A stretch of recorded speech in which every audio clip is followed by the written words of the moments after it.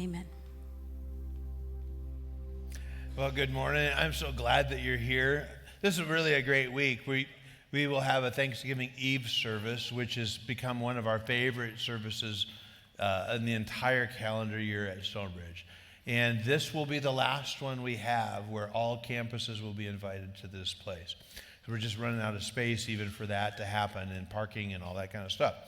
And also what we have learned is that we need to be more multi-site, because the multi-site campuses need to experience these things on their own campus as well.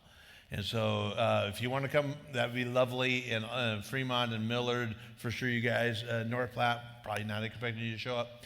But if you do, that'd be lovely. It really would be great. And we look forward to it. But this is a great, great service. And it kind of helps our hearts get ready for the Christmas stuff. And it's always good, I think, to kind of tune in a little bit on the Thanksgiving thing and make sure that we get things right, all right? Because after that, it all, okay, right? It's just going crazy. So take a breath, come to Thanksgiving Eve service, get things focused, right? There are certain athletes that when they show up, they just change their sport. It affects the whole sport. Jack Nicklaus was such a golfer. In 1965, he won the Masters. And Bobby Jones said this of Jack. He says, "He plays a game with which I am not familiar."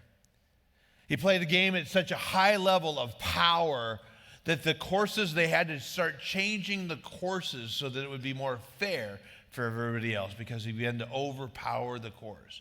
He also really became a student of planning shots and getting things out. And so he was very much of a thinking person when it came to golf. And still to this day, people have to deal with the fact that Nicklaus changed courses. Obviously, then a bunch of other folks came alongside as well. Tiger Woods began to power it even past there. But Nicklaus changed the sport. Michael Jordan changed his sport as well. When he came onto the scene, Air Jordan became the way basketball got played. And it wasn't like people hadn't dunked before. I had dunked before. Unfortunately, that was before my mom would have showed up with a video recorder, but she's going to have to take my word for it. It was incredible. It really was incredible.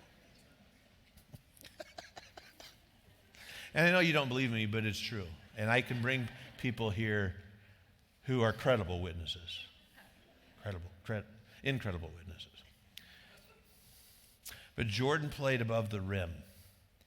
And yes, there had been other people that had dunked before, but nobody had soared like that. And the game changed. And Air Jordans became popular, and he's still cashing pretty good sized checks. Then there was a scrawny little 6'3" basketball player who came on the scene. Not an impressive figure. Went to a little college, actually a Christian college. And he began to drop threes like crazy. It was changing everything, so much so that Davidson, that little school, ended up going very far into the NCAAs. It was so exciting to see Steph Curry dropping threes from everywhere. He's changed the game now. It's actually played past that line so far, right? Way out there. And he has changed the game. He scored over 4,093 three-point shots. The next closest is James Harden, who's at 3,200. The game changed so much that Kyle Korver made a living playing basketball.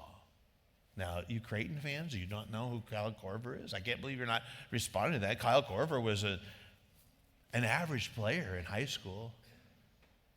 In fact, my brother watched him play in high school. He reffed basketball games. He thought Kyle Korver would never make it. And then Korver started shooting threes. And he's 8th all time. 8th all time, Kyle Korver. The game's changed now. So much so that my 12-year-old granddaughter, Kelly, when she plays basketball, she just wants to shoot the three. Now, she's terrible. She doesn't make threes. She might ever so often. And the problem is if she makes one ever so often, like 1 out of 100, she's going to still keep chucking them up there. She didn't care. She comes over to my house, and she's practicing. And she will stand as far away from the basket as she can, and she'll hit the garage door. And she's just chucking them up there. It's like, what are you doing? It's like, I'm chucking the three. Like, well, stop doing that. The basketball is now up in the prairie somewhere. Like, you can't, and she doesn't care. She doesn't care. And I said, well, you're not making any. I don't care. You don't care. I said, why don't you work on some layups? I don't want to do it. I'm shooting the three. Like, well, why don't you use the backboard? I'm not going to. I want to swish it. I said, well, let me explain the game of basketball to you. The object is to score more than the other team, and if you're just chucking them up from the the half-court line, no matter what, it's like the other team's going to get the ball. You know what they're going to do? They're going to come down and shoot a layup.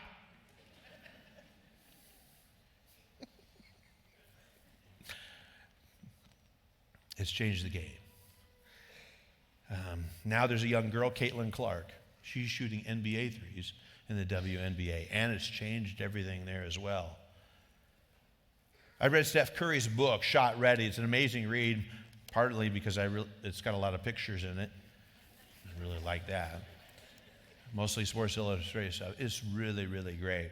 He says this in the preface: I leave the house early in the morning while my kids are still asleep. Listen to me on this. This is fascinating to me. We think that an NBA superstar shouldn't have to get up early to practice. It's July.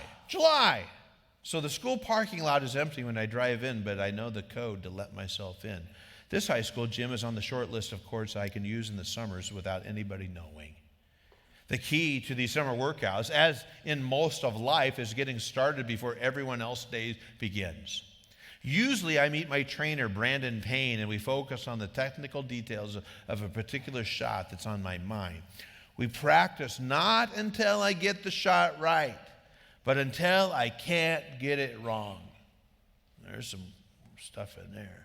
Curry says, but today I'm by myself. And he talks about the details of the shot and the selection of the shot. And he gets so precise that he knows if my feet get too wide, my shot's off. My hips are wrong. My shoulders are off. In fact, he gets it down to his pinky toes. I'm like, what? He knows if his pinky toes, like, I don't even know how your pinky toe gets off, but if his pinky toes are off, it throws the whole thing off. He has to pay attention to that if he's going to excel in the game of basketball. And multiple NBA championships and NBA MVPs proved it right. And how do you excel in life? You got to pay attention to that kind of stuff. Most of us aren't willing to do that. Right? We just kind of quietly quit at our job, just do the bare minimum, kind of like hope nobody notices kind of stuff. Don't exceed expectations. You get those reviews at the end of the year, exceeding expectations or meeting expectations, and most of us are aiming for that meet thing. I just want to meet expectations. You know, if I meet expectations and know what doesn't happen, I don't get fired. What if we could excel at our work, in our marriage? Would we want to? Like, would we be willing to take the work and effort it takes for that? What about our Christian life? What if I could excel in my walk with Jesus? Would I want to? What would it take for that to happen? And the Apostle Paul says, here's some things that you need to do as a church community, but also as an individual Christian. He writes to a little church in Corinth. It was a little outpost church. It wasn't very impressive at all. And Corinth was a mess. That town was like it's Vegas. We visited this year, and they said this was the Vegas of its time. And it's crazy. It was a crazy town. A lot of temples to bad stuff. And people worshiped them. They came from all over the world to worship at those temples. And so here's a little enclave, a little church, somebody's pushing back against stuff. In fact, Paul has to write 2 letters to them because they were so messed up. So he writes this. You excel. So I love the fact that he's like, here's some positive stuff. You excel in faith, in speaking, in knowledge, and truly wanting to help, and in the love that is in you. In the same way, excel also in the grace of giving. And I love that little phrase. I've just kind of like, that one really resonates with me, the grace of giving. And it is. Every time I give, it is an act of grace. Right? And I'm not expecting anything in return. I don't expect to get anything back. I know sometimes we think, hey, in fact, you probably even hear preachers talk about that. Hey, this is some seed money. This is some seed money. Just throw that in there and you'll see what you can get. And God's going to bless you. He's going to bless you. You got to throw in some money, though, first. You got to plant that seed, do that little thing, and then God's going to give you stuff. And that makes for good preaching. It's just bad theology. And God doesn't say, hey, you throw in 20 this week, and you're going to find 40 in the parking lot. And by the way, if you find 40, it's mine. In fact, if you find money at the church, you should probably walk in and put it in the offering plate. Like, I think Jesus would notice that one. Like, hey, yeah, Jesus, it's a 50 though. How about I tithe on that? Like, what? You found it at church.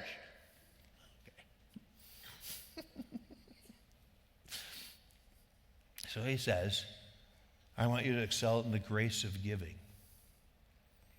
So when you get, right, you get stuff, you get money, you get paid, you get whatever, like, I hope that you'll find a way to excel in that.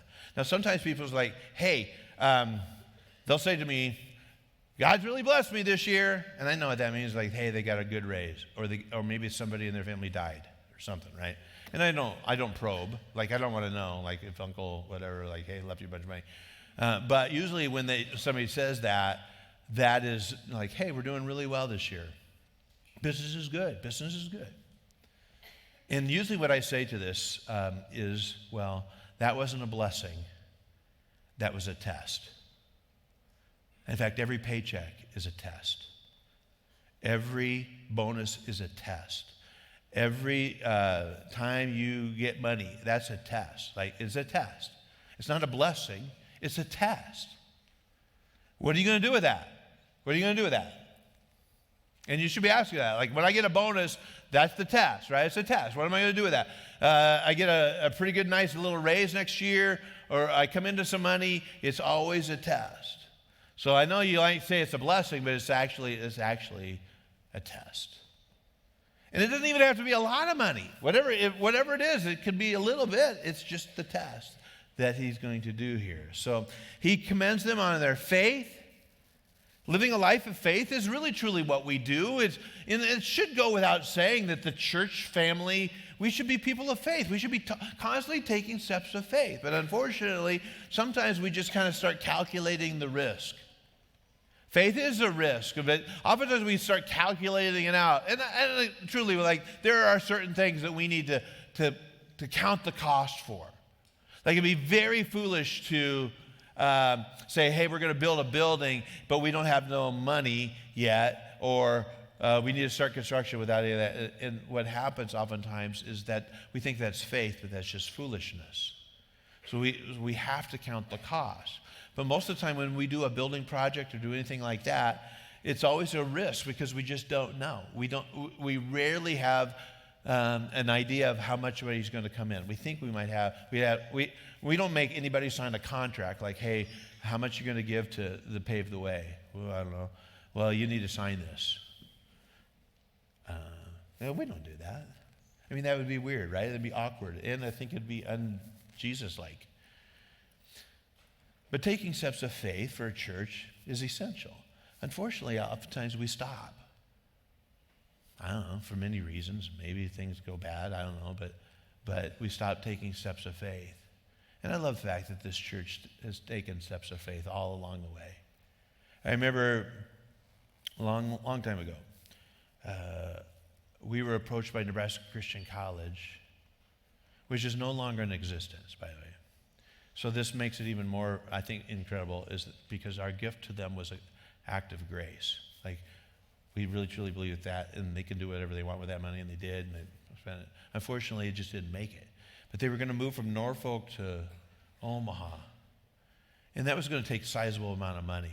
And so they asked the churches in the Omaha area to come forward, like, hey, would you do this? And so they asked us for $60,000. And at the time we were a little church, we didn't have much going on. We didn't even have much going on in the bank. Like, we didn't have money.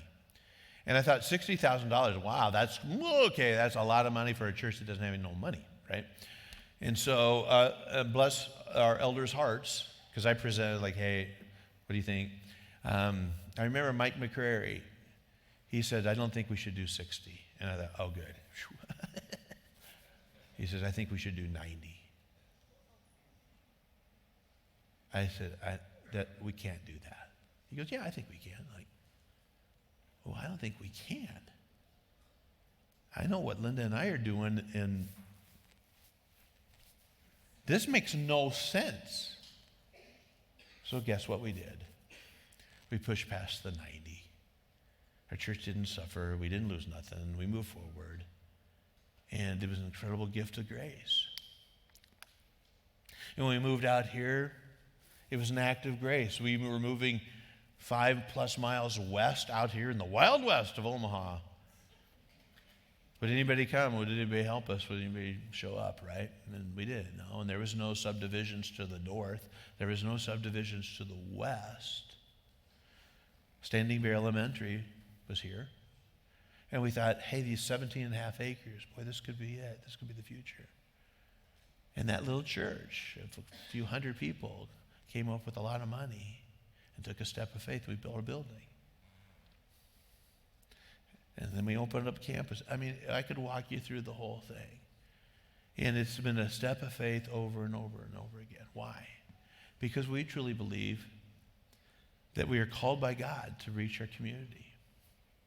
Why wouldn't we do that? Let's make space for another person to come to church. So taking steps of faith corporately is important, but also individually. We got to take steps of faith in our walk. And oftentimes the step of faith involves the money thing, right? You might even have said, I don't know how we're going to do this, right? I don't even know how we're going to do this. That's a great statement. It's a statement of faith. I don't know how I'm going to do this.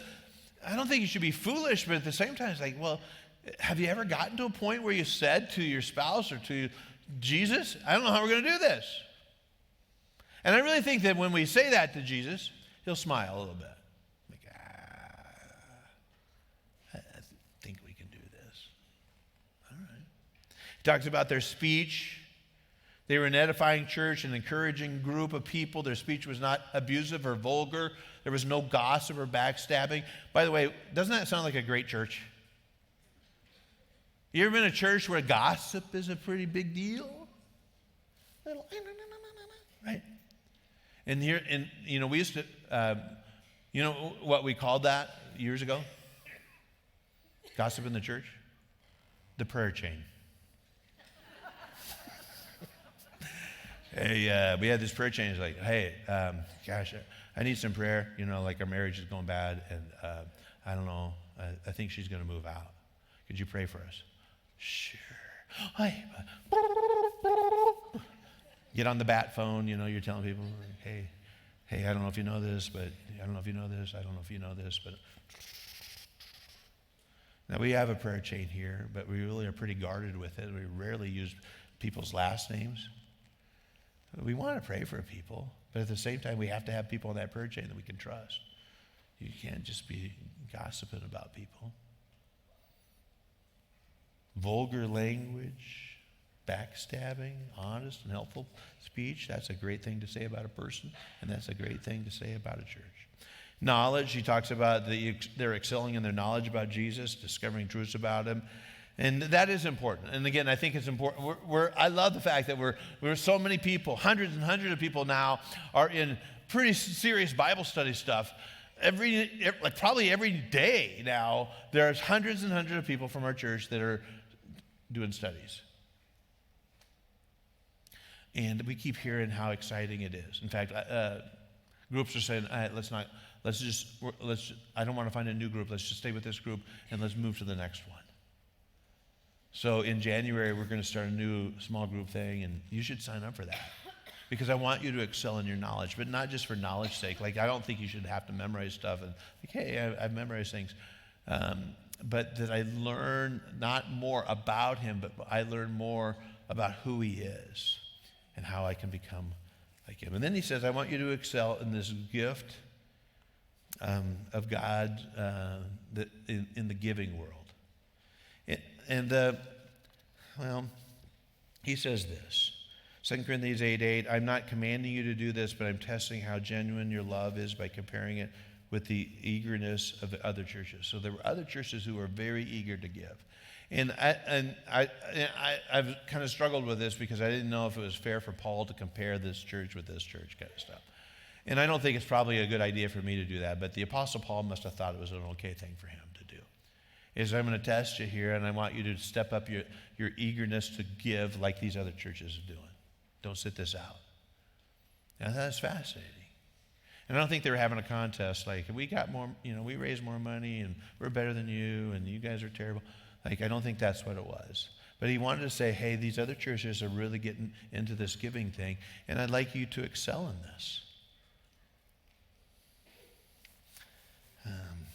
He talked about how they love their pastor. He mentioned that they love their pastor. And this was really tender for me as I began to think of some stuff. I've been around here a long time, and not everybody's made the journey with us. I think that's one of the hardest things I've had to deal with is that people just leave the church.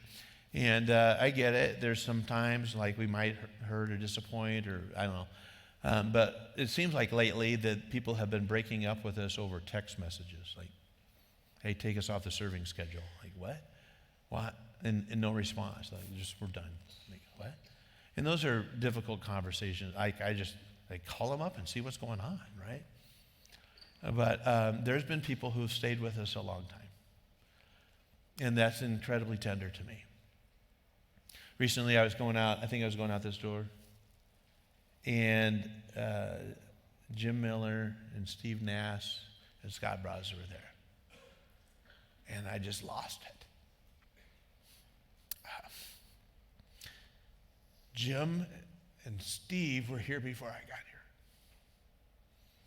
here. Steve was part of the group that hired me. And Jim Miller was running a Bible study. And bless his heart.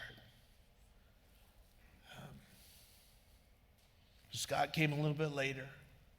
And I just thanked him. Dudes, you guys, you don't know what you mean to our family. That's incredible. So I want you to excel in all these things. I want you to excel in the knowledge and in speech and your love for your pastors. All that stuff is great. But then he goes on and says, but you need to excel in the gift of giving. Don't sit this out. Again, I think that we need to realize this. Who doesn't want you to give to the church? In fact, this is not a hard question to answer. Satan, he does not want you to give to the church. He doesn't. And he'll do whatever he can. It might be some good things, but he's going to try to talk you out of it. Especially if you thought, well, maybe we should jump on board. But he does not want you to give to the church. Why? Because the church is the hope of the world. The hope of the world is not going to be found in Washington, D.C. or in Lincoln, Nebraska or any of the political things. That's not the hope of the world. I don't know why people think it is. There's some things the government can do, but they rarely offer you hope for your eternity. Education, it doesn't offer you the hope of eternity. Wall Street will not offer you any hope. It'll suck you up and bleed you dry. So Acts 2:38 is when the church got jump-started, and that's when it kicked into gear. And Jesus said to those guys, you're it. You're the plan A. There is no plan B. I need you to do stuff. Go into all the world. Go into all the world, right? And preach the gospel. Baptize them in the name of the Father, Son, and Holy Spirit. Teach them to obey everything I commanded you, and I'll be with you through that whole journey. And that was it. And then he left. And he blessed us with his Spirit. Because they're going, like, how are we going to do this? I don't know. And then Pete preaches a sermon on the day of Pentecost, and 3,000 people jumpstart the whole thing. And the church has been, for the last couple thousand years, doing its very best to get the word out. So yes, Satan will do his very best to get the church to be impotent and ineffective at reaching their community. So when we give, it matters, right? It matters.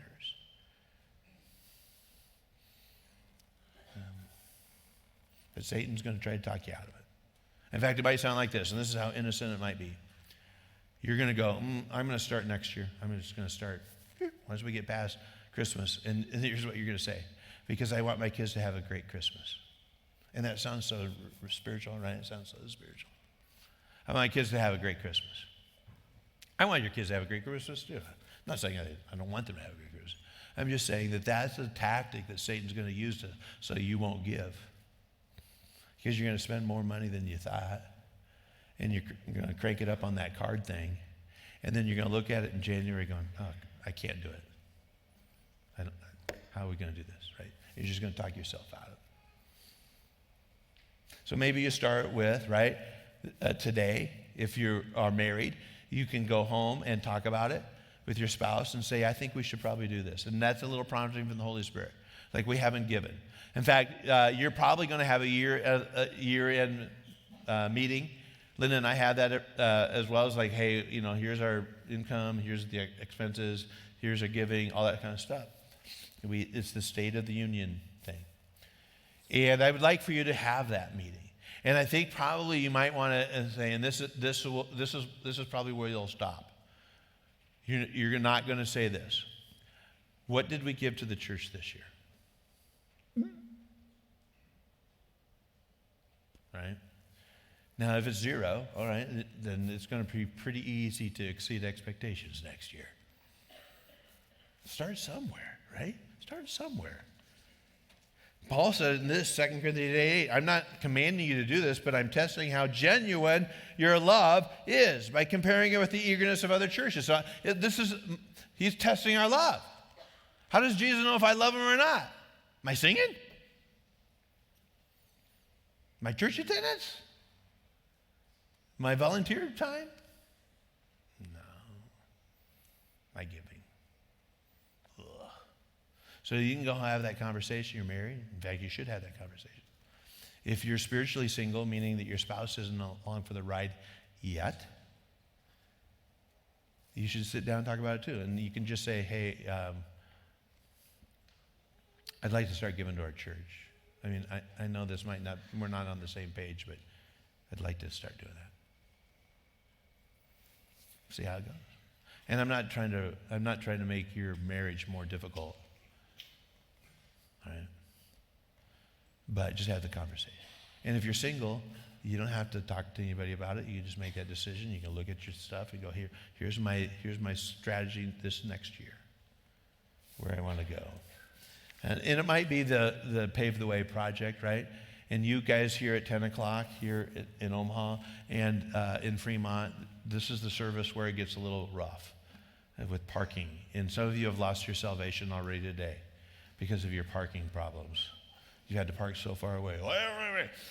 So we want to have more room. Like we couldn't put the 11:30 service in this service. And to bless those little 11:30 people, you know what they did? They made room. And they're going to do that. But we're going to need more parking just to be able to handle the stuff. We got more space. We can do some more stuff. But the parking becomes the problem. And what we've watched people over the years, over the last couple of years, is they pulled in and they've left. And I don't know if that breaks your heart. It should break your heart. It would if it was your mom. It would if it was your best friend. It would if it was your family. They couldn't get in the parking lot. And they send you a text, and here's what it says: hey, we tried. We tried. We're going to Village Inn. That crushed me. So we make space. Maybe that's what you can do. I don't want another year for your relationship with Jesus to stand still. Perhaps a start this week. All right? Would you pray with me? God, I thank you so much for giving us so much. Out of your richness, you became poor, and you gave us the greatest gift. You gave us Jesus. Our thoughts and hearts turn towards him kind of start now. We think about the birth, we think about the beauty of that, and we think about what it's meant.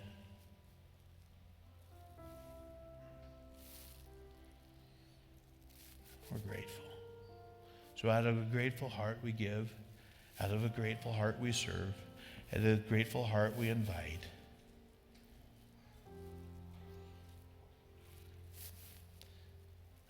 Look forward to it. Christ, I pray. Amen. All right, blessed to you, and we'll see you next weekend. Thanks for being here.